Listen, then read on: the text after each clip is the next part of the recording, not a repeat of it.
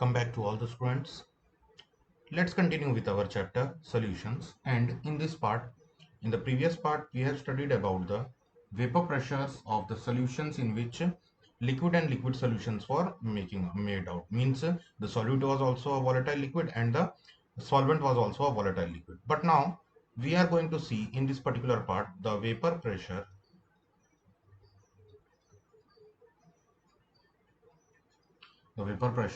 of solution of solid in liquid. Okay, we are going to see here the solution of a solid in liquid. Now I would like to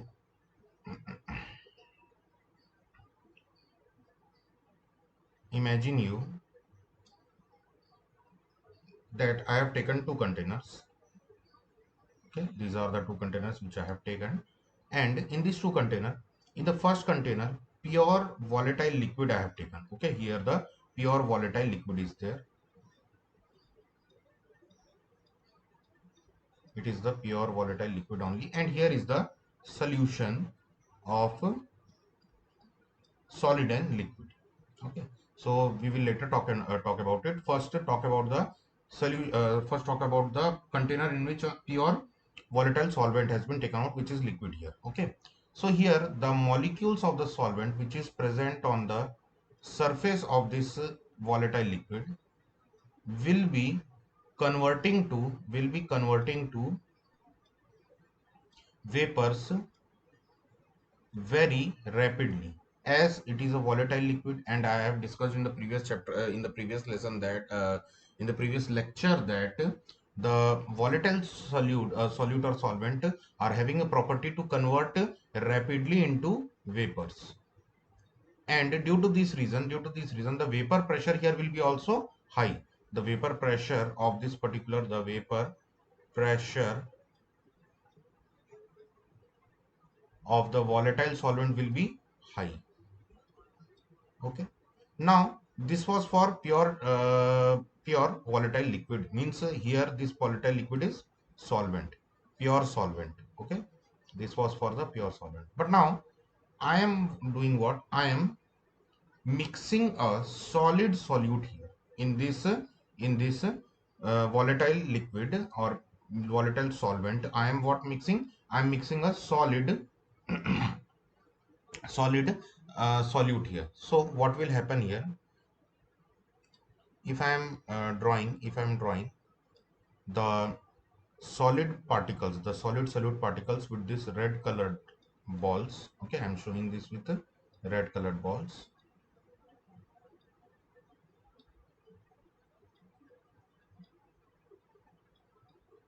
So these are the particles of the solid solute. Okay, these are the particles of the solid solute, which has been dissolved in a volatile solvent, which is been denoted by this black colored ball here. Okay, black colored ball.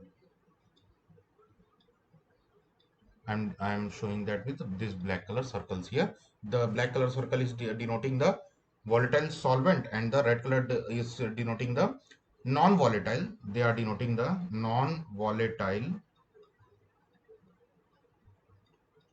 solid solute particles here. Okay, non-volatile solid solute particles here. So as we know that I have told you before also that the solvent is volatile, so it will readily change into vapor. Okay, as the first particles, as the first layer particles of the vapors of the solvent has been converted to vapors, then what will happen? Then the vapors will form for this particular solvents, and they will be removed out from here, and the solid particles which are present here, they will take the place of these particles. And due to this, what will happen? More of the non-volatile substances will get accumulated on the on the surface of this liquid. On the surface of this liquid, what will happen? More of the non-volatile substances will get accumulated here. And due to this reason, what will happen here? We will see that here the vapor pressure, the total vapor pressure will get decreased here. It will be lower than that of the vapor pressure of the partial vapor pressure, or the vapor pressure of pure solvent here. What is the main reason behind it? The main reason behind is that, as I have told you in the in the previous lectures also, that solids are solids are non-volatile. They are non-volatile solutes. Okay, they are non-volatile solutes. And due to this non-volatile nature, what are the problem there? They does not readily form the vapors. And due to this reason, what will happen? Due to the lacking of formation of vapor property here, then they will not release out from here, from the surfaces, and they will get accumulated here. And due to this reason, the the volatile solvent particles get trapped out here. And due to this reason, the vapor pressure of the solution, the final total vapor pressure of the solution will get decreased as comparison to that of the vapor pressure of the pure solvent which we have taken out. Okay, so this was the funda for your vapor pressure of solutions when solid solute and a liquid solvent has been taken out. Okay, now what will be the Raoult law for this particular condition? What will be the Raoult law for this particular condition? Let's see.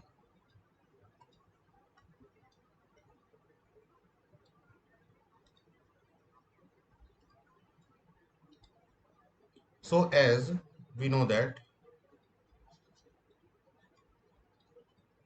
Raoult's law Raoult's law was stating that the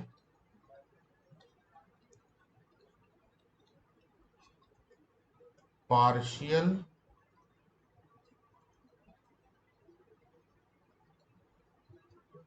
vapor pressure of volatile component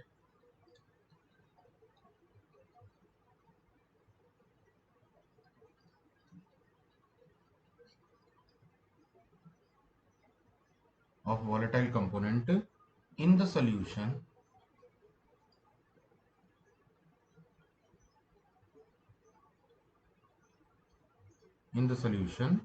is directly proportional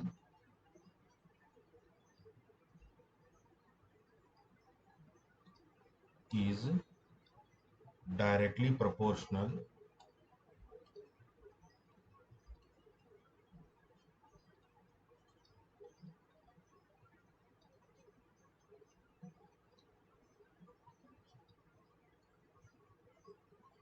directly proportional to the mole fraction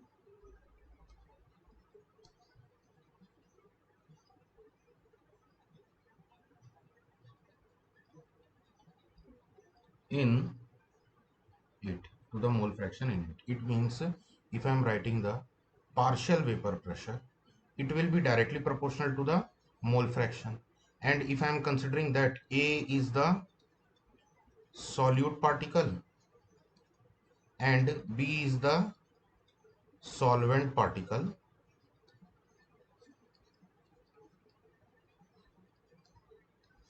then PA means partial vapor pressure of solute will be directly proportional to the mole fraction of the solute, and PB, it will be directly proportional to the mole fraction of the solvent. Okay, so here, according to the law of Raoult's, what was there? The product of the partial vapor pressure will be equal to the product of the initial partial vapor pressure of the solvent into its mole fraction. And for the same, it will be for your solvent condition also.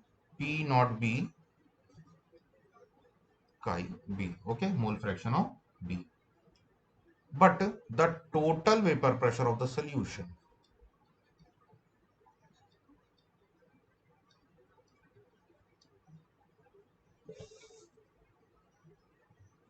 total vapor pressure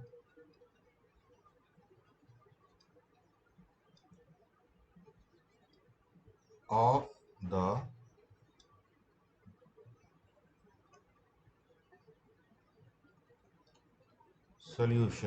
the solution will be PT. I am denoting the total vapor pressure as PT will be is equals to partial vapor pressure of solute plus partial vapor pressure of solvent. Okay, so then on putting the values of PA and PB, so PA is equals to P naught A into mole fraction of A, PB is equals to P naught B plus P naught B into mole fraction of B. Okay, so the value will become here PT is equals to Pa naught mole fraction of A plus Pb naught mole fraction of B. Okay, so this will be our formula. But here you will see that this particular value will be changing out here. Okay, will be changing out here for the condition. And if I am drawing the diagram, for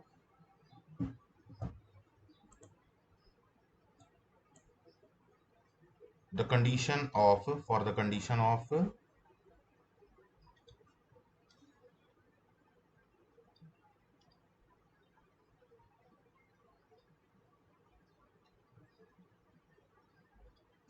let's draw a rectangle here like this. Okay, and in this rectangle here I am denoting for solute means A, and here I am denoting for B, and here xb is equals to 0 and xa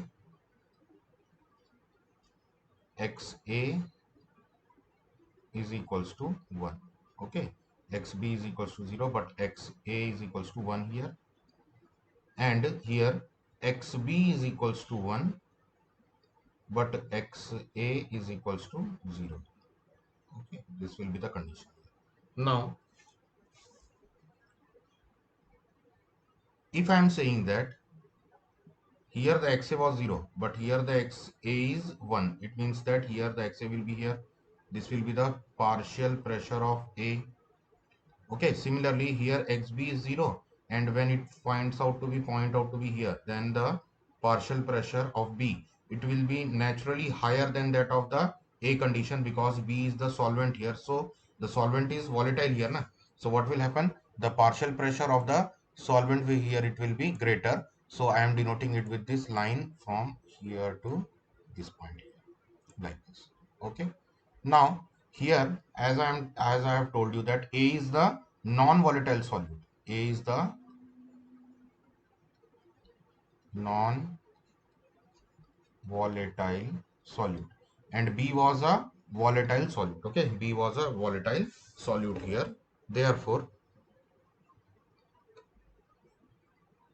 then here we will see that the the vapor pressure between these two must lie here like this, joining these two points by the straight line, then the vapor pressure must be like here. But we will see that the vapor pressure here is not lying on this PT.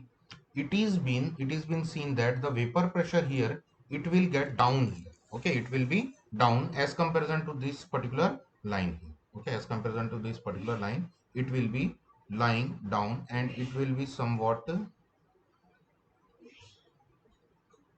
like this.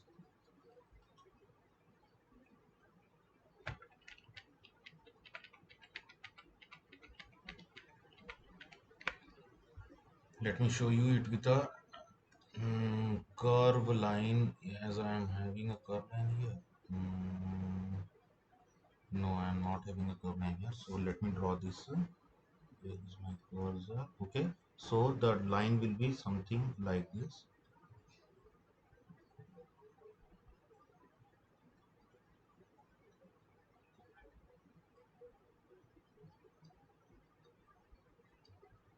The line will be below here. This particular dotted line will be showing my PT, which will be is equals to PA plus PB. Okay, as in the normal condition, the line was shown by this particular straight line which is joining this point PA and PB point. Okay, but in reality the PT, the total pressure, vapor pressure for the solution will be here lowered here. Okay, what is the reason behind it? The reason behind it is due to the use of non-volatile solute here. The vapor pressure of the solution will get decreased here. Okay, now let's consider Raoult's law as a special case of Henry's law. Okay, let's consider that Raoult's law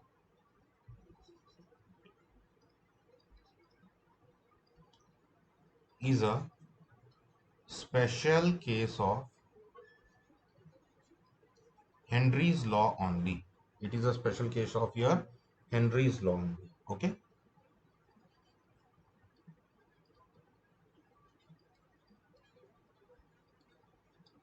So then we can consider that the Raoult's law, which is saying that the vapor pressure of a component in a solution is equals to its initial vapor pressure into its mole fraction in the solution. Okay, this was the Raoult's law, where Pa naught is the vapor pressure of the initial vapor pressure of the pure substance, and Xa is the chi A is the value of the mole fraction of that particular substance in the component in the solution.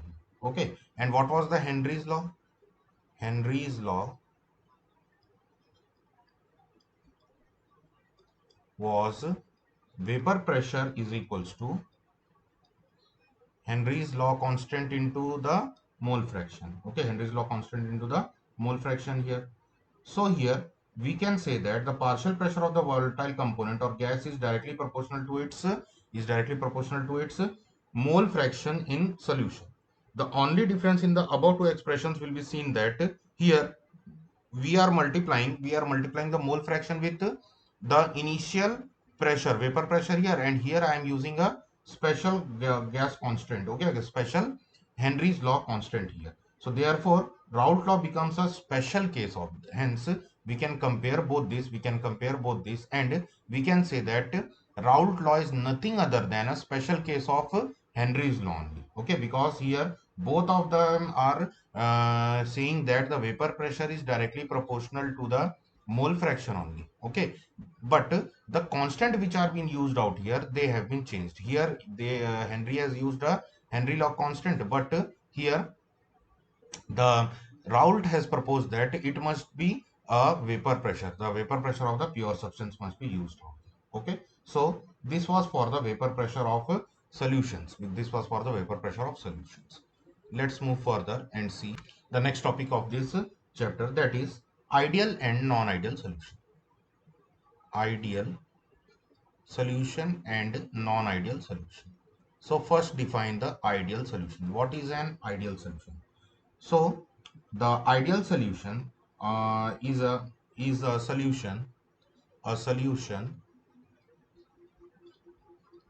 that obeys the Raoult's law.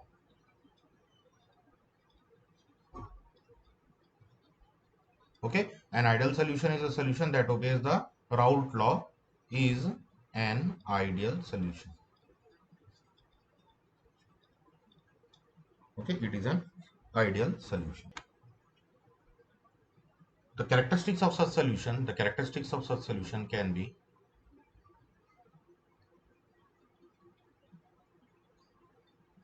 the characteristics of such solutions are, first, such solutions are formed such solutions are formed by mixing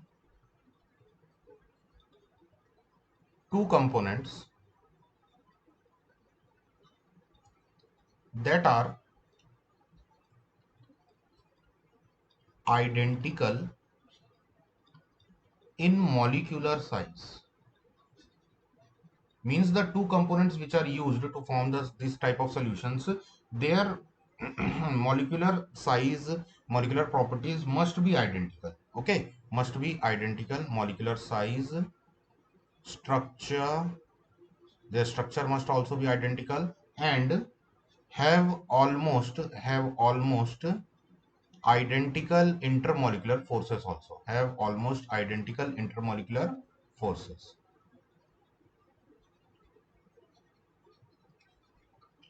Then such solutions will be ideal solution. Okay. Second, the intermolecular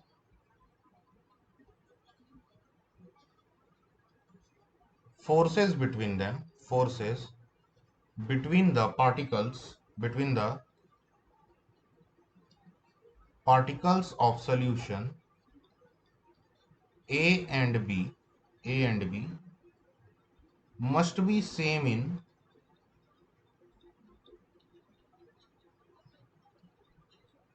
magnitude,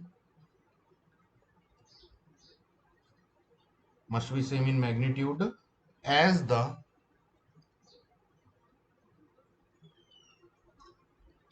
intermolecular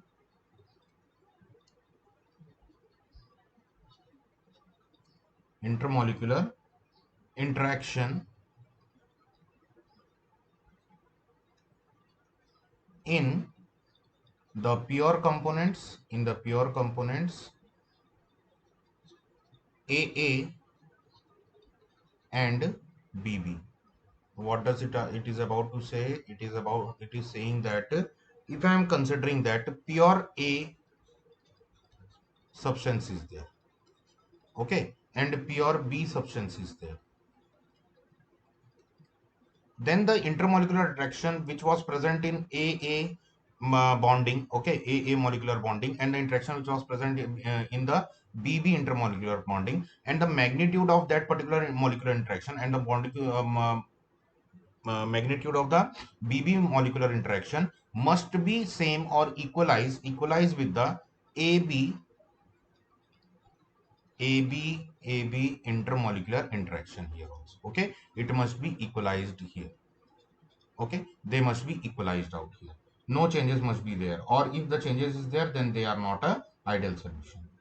Now, for this kind of solutions, the total vapor pressure is given by PA naught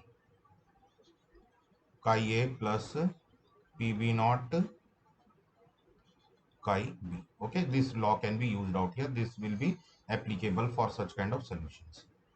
Okay, the heat, the heat of mixing must be zero here.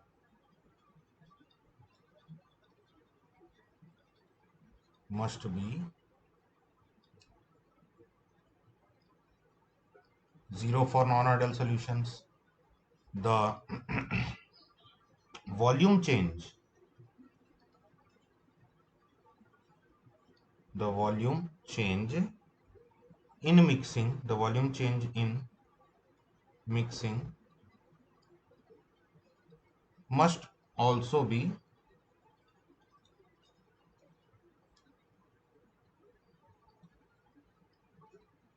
0 for non-ideal solutions. Sorry, ideal solutions. Okay, they must be 0 for non-ideal solutions. The heat of mixing is denoted by del H mixing, and the volume of mixing is denoted by del V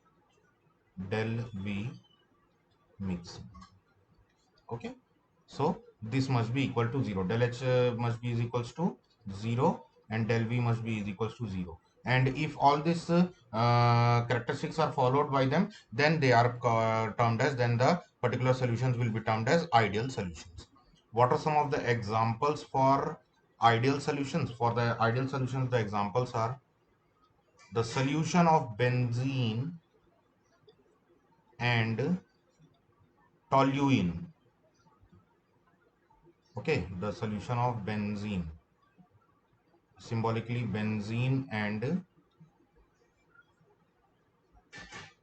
toluene, CH3. So here you can see that the intermolecular force will be somewhat about same, and the interaction will also be somewhat about same for the benzene and toluene here. Next is the N hexane and N heptane. It means N hexane, normal hexane. So normal hexane will be C6H14 and heptane will be C7H16. Okay. So here also the molecular properties and all these things will be same out here somehow. Next is the bromoethane solution with bromoethane and iodoethane. Iodoethane C2H5Br and C2H5I, capital I. Okay, so hence this kind of solutions will be called as ideal solutions, because they are having same molecular intermolecular interaction between them, same molecular mass, size, and all these things, and hence they are forming a ideal solutions.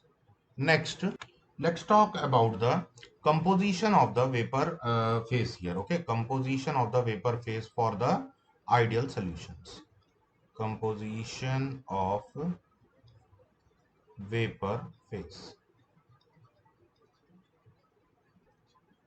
for the ideal solutions. What is the composition for the vapor phase for the ideal solution? So here, let us consider that y1 and y2 are the, as we have considered that x1 and x2 will be the vapor phase for liquid condition, for the solution condition. So therefore I am changing it and I am taking that y1 and y2 are the condition for the mole fraction. Are mole fraction of two components, 1 and 2 in vapor phase. Okay, in vapor phase. So for vapor phase, I have changed out the name. I am not using x here, I am using y here. Okay, then what will happen? Then due to this the partial pressure of component will be given as P1 is equals to y1 p, and p2 will be given as y2 p. Okay, where y1 and y2 are the mole fraction and p is the partial vapor pressure of that particular vapor. Okay, now in general we can write it like this: pi is equals to yi into p na, yi into p. Okay, in general we can mention them as like this. So here the vapor pressures must be is equals to, or sorry, the mole fraction can be written as yi is equals to the partial vapor pressure divided by the total vapor pressure. Okay, the total vapor pressure of the vapors which has been found out here. So here this thing can be concluded. Next, let's talk about the non-ideal solutions.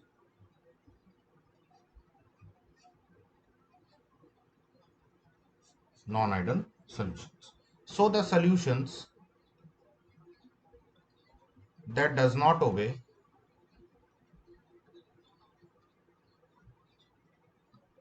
Raoult's law are non-ideal solution. Okay, they are the non-ideal solutions.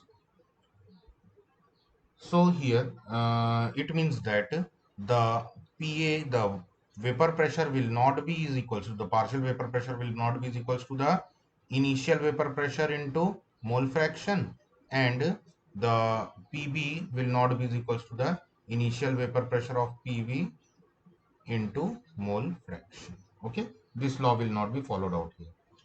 What are the conditions? What are the conditions which must be here? So the first is that the first condition is that vapor pressure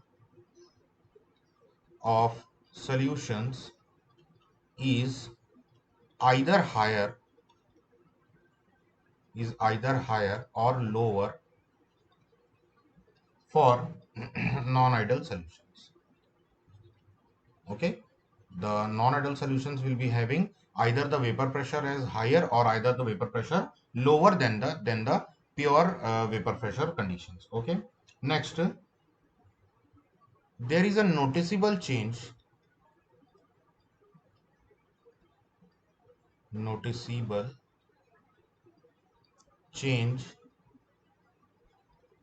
in heat of mixing and volume of mixing. Okay, it means that the heat of mixing and volume of mixing will not be is equals to 0. Okay, will not be is equals to 0. So I am giving you a homework. This will be a homework for you. You have to prepare by yourself the differentiate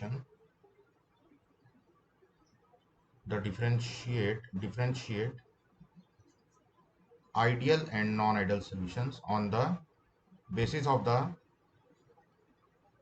properties I have told you about these two. Okay, here in this lecture you have to prepare the difference between by your own. Okay, now how many types of non-ideal solutions can be there? Okay, how many types of non-ideal solutions can be there? Types of non-ideal solutions. How many types of non-ideal solutions can be there? So first is the non-ideal solution in which vapor pressure showing positive deviation from Raoult's law. Okay, they are showing the positive deviation from the Raoult's law. So what was the Raoult's law? The Raoult's law was saying that if I am considering this here, if this is the vapor pressure of PA naught, this is the vapor pressure of PB naught. Okay, and if I am joining this two here like this, and the another line to be drawn out here like this. Okay, and the third line was to show the Raoult law. Okay, the third line was to show this Raoult law like this. If the solution is following this vapor pressure of this particular line only, then that particular solution was a ideal solution. Okay, this was a ideal solution line. If the solution is following the vapor pressure at this particular line, then it is a ideal solution. But if what happens, the vapor pressure is slightly higher than the ideal solution's vapor pressure. Okay, it means the PT value is coming out to be here. Then this type of solutions will be termed as non-ideal solution. Okay, then this type of solutions will be termed as non-ideal solutions. What will be the reason behind this? The reason behind this will be is that the reason behind the positive deviation here is that when acetone, for taking an example here, we are taking an example here. Let's say if I am taking ethyl alcohol, okay, I am making a mixture of ethyl alcohol. Ethyl alcohol means C2H5OH. Okay, the molecules are held together by the hydrogen bonding. In the ethyl alcohol, you will see that they are having hydrogen bonding here. Okay, they are having hydrogen bonding here.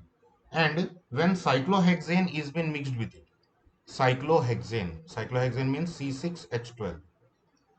Okay, this is cyclohexane, and we are forming a solution of ethyl alcohol with cyclohexane, then the molecules of cyclohexanes tend to occupy the space between the ethyl alcohol molecules. As there is a space between the ethyl alcohol molecules, OH, H, which has been bonded with the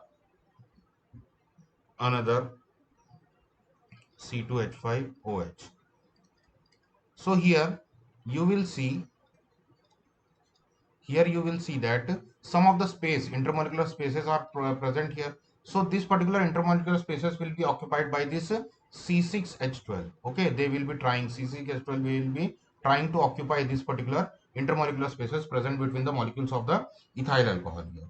And due to this reason, the hydrogen bond will break out. And due to this reason, the hydrogen bond will break out, and the attractive forces between the alcohol molecules will decrease, and hence the escaping tendency of alcohol and cyclohexane molecules from the solution will increase out here. Due to this reason only, what will happen, the tendency of vapor formation of alcohol and the tendency of vapor formation of cyclohexane, both of these will increase due to the weakening of the intermolecular forces between the alcohol molecules here. Consequently, what will happen, the vapor pressure of the solution will be increased out to a higher range as comparison to that of the personal pure vapor pressure for the C2H5OH. Okay, partial vapor pressure of C2H5OH and partial vapor pressure of the C6H12 cyclohexane.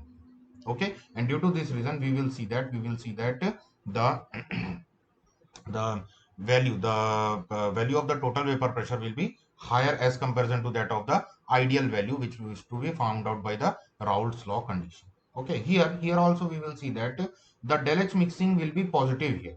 The del H mixing will be positive here, and because of the decrease in the magnitude of the intermolecular forces here, the molecule's volume will also get increased out here. Okay, volume of the molecule will also get increased out here. Next is the condition when the vapor pressure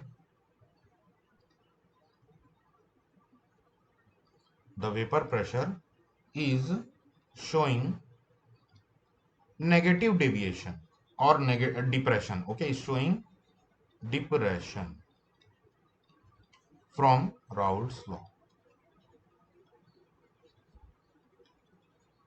They will be showing a depression from the Raoult's law. So for this I am forming a, okay, here the square will be formed out. Let's say this is the PA naught for A and this is the PB naught for B. And according to Raoult's law,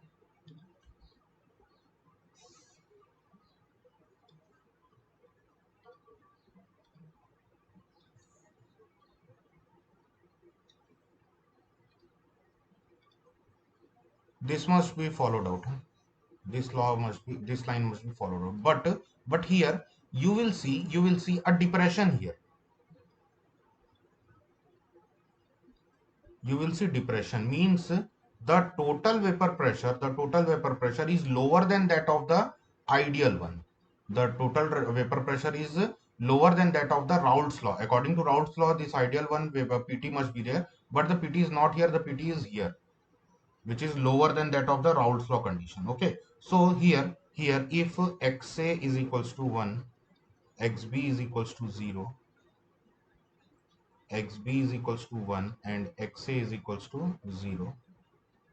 Okay, and then for this condition we will see that the PA will be lesser than that of a PA naught XB, and PB will be lesser than that of the PB naught XB.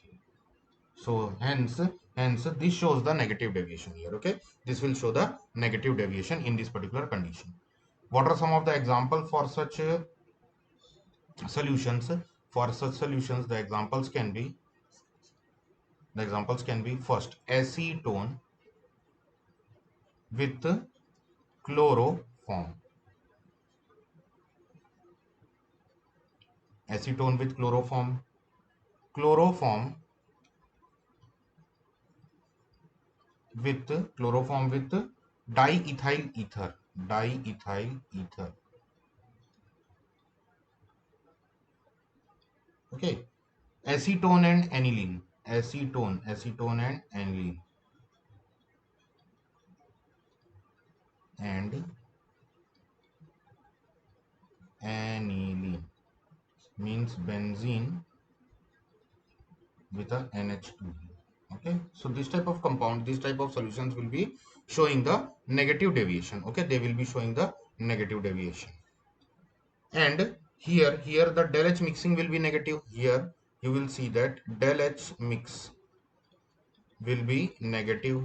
Also the del V mix will also be negative, or it will be decreased up here. The volume of the solution will decrease up as comparison to that of the volume has been taken out here. Okay, so hence this is the ideal and non-ideal solution. This was the ideal and non-ideal solutions.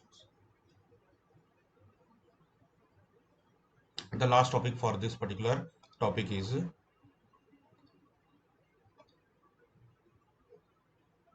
azeotropes. What are azeotropes? Solutions which shows